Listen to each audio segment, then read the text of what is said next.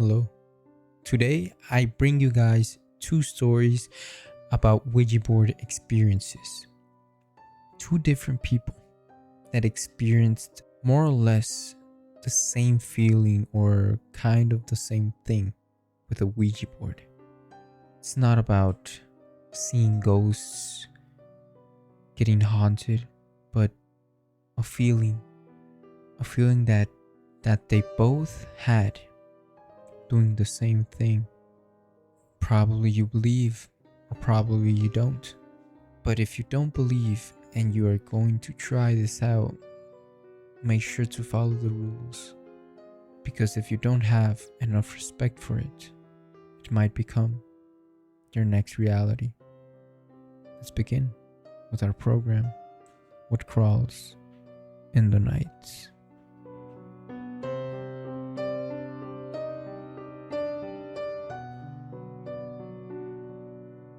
Telling this story always makes me sound insane because nothing visible really happened. No shadows moving, no objects flying across the room, just feelings, but the kind that stays with you. We were around 12, 6 of us at a sleepover, the kind where everything feels louder at night, like the house itself is listening. The girl hosting, that we will call A, had said her house wasn't right. Not haunted in a dramatic way, just wrong. She said sometimes she'd hear whispering when everyone else was asleep. That things will be slightly out of place in the morning. Nothing you could prove, just enough to make you question yourself. And she also had a Ouija board. Yeah, of course she did. We were excited at first. The kind of excited that sits on top of fear, like you're daring something to happen. We took turns asking just dumb questions like normal kids would do, laughing too loud to hide the tension. The blanket moved, but it was easy to blame each other. Someone was pushing it. Someone had to be pushing it. I didn't go at first. I've always had this feeling with things like that, like if something could happen, it would happen to me, and not in the funny way. But then, my other friend, that we will call E, asked me to join her. She wanted to talk to her dad. He had passed away not long before. Her voice was different when she said it. Quieter, serious. So I agreed. It was me, E, A, and K. We will call them that way so I don't give out their names. K had already been emotional that night, dealing with her own stuff. The room felt heavier when she sat down with us, like the air got thicker. We put our fingers on the blanket. At first, it was the same. Slow movements, one-word answers. Nothing you couldn't explain away. Until E asked, "Are you actually my dad?" The moment she finished speaking, something changed. There wasn't a sound, not a crash, not a whisper. Just a shift. All 4 of us froze at the exact same time. It wasn't a decision. None of us said anything. It was like something inside us just locked. Then I felt it. A sharp, sudden pain at the base of my spine. It wasn't like getting hurt. It didn't feel physical at first. It felt placed there. Like something had touched me from the inside. And then it started moving. Slowly, deliberately, up my spine. Every inch it traveled, it felt this overwhelming need to brace myself. Not my body, but my mind. Like something was pushing upward, and if I didn't hold myself together, it would reached somewhere it shouldn't. When it hit my neck, it stopped, and the silence broke. We all pulled our hands away at the same time, not quickly, almost reluctantly, like it took effort to disconnect. No one spoke for a few seconds. Then Kay started screaming, not just crying, screaming. She grabbed her leg like something had grabbed her first, like it hurt in a way she couldn't explain.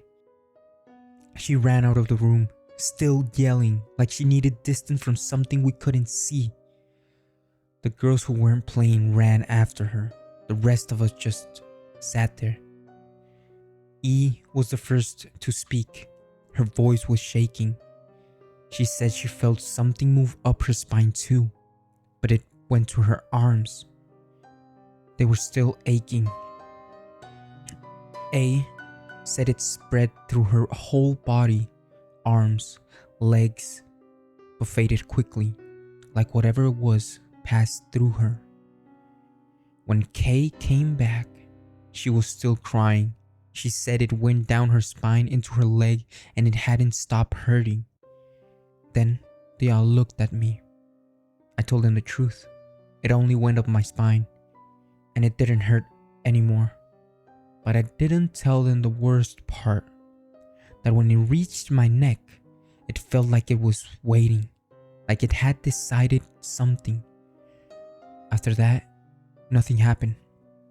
That's what made it worse. The board didn't move again. No voices, no shadows. Just us sitting there, pretending everything was fine.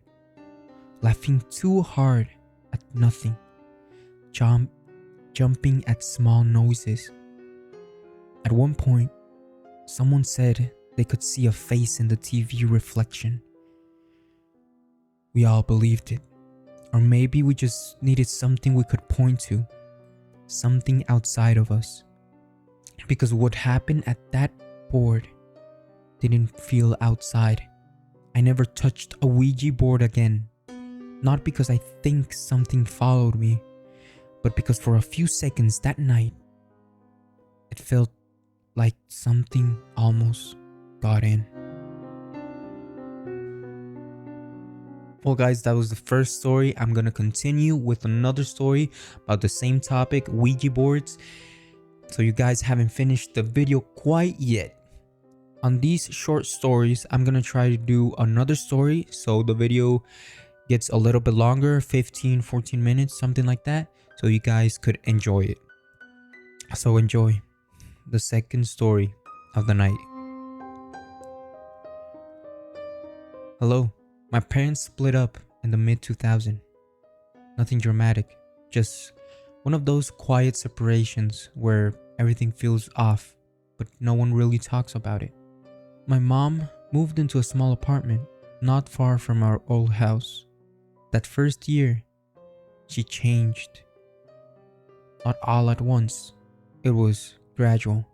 Subtle things at first. Candles and places they didn't belong. Books she never used to read. And symbols I didn't recognize. I figured it was just her way of coping. People do strange things when they're alone. She grew up in Oak Ridge, Tennessee. They call it the Secret City. During the Manhattan Project, it wasn't even on maps. People like to say places like that hold onto things, stories, energy, or whatever. She went back to visit for a week. When she came back, something about her felt quieter, not calmer, just quieter in a strange way, like she was thinking about something she hadn't told anyone. That weekend, I stayed over. At some point that night, she told me she wanted to show me something. She took me into her closet. It wasn't big, just enough space for hanging clothes and a small gap in the middle. She closed the door behind us and turned off the light. It went completely dark. The kind of dark where you lose your sense of space almost immediately. Then she lit a candle. The flame filled the closet with this dim, uneven glow. Shadows passed in on all the sides, like the walls were closer than they should be. "We need to be in a closet, dark place for this work," she said. Her voice sounded different in there, softer but also distant. Then she pulled it out, a Ouija board. It didn't look anything I'd seen before. It wasn't plastic or clean or new.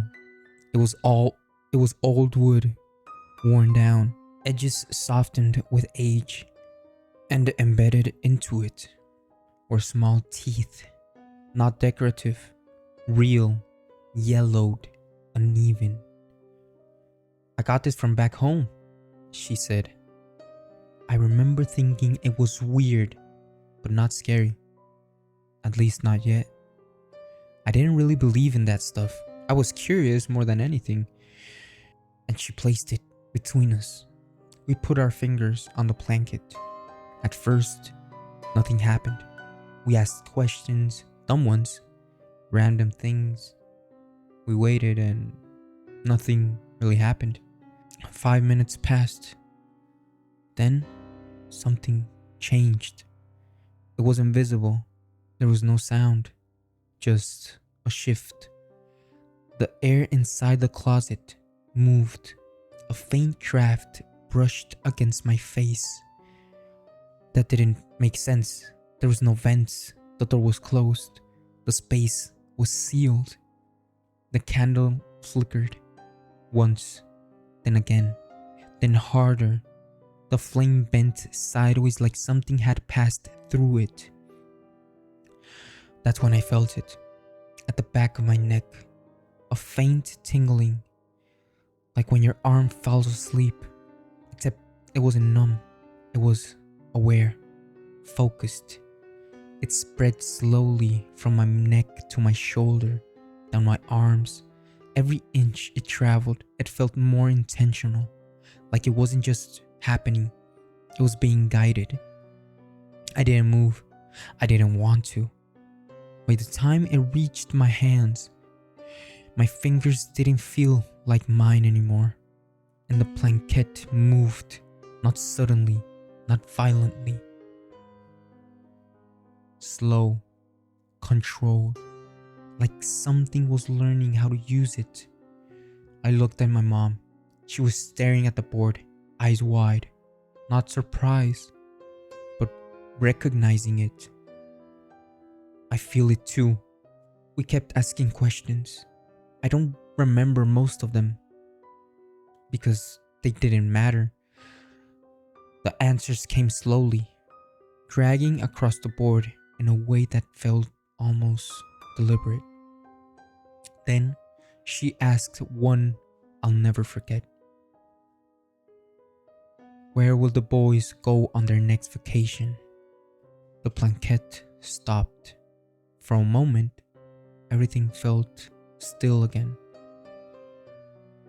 Then it moved.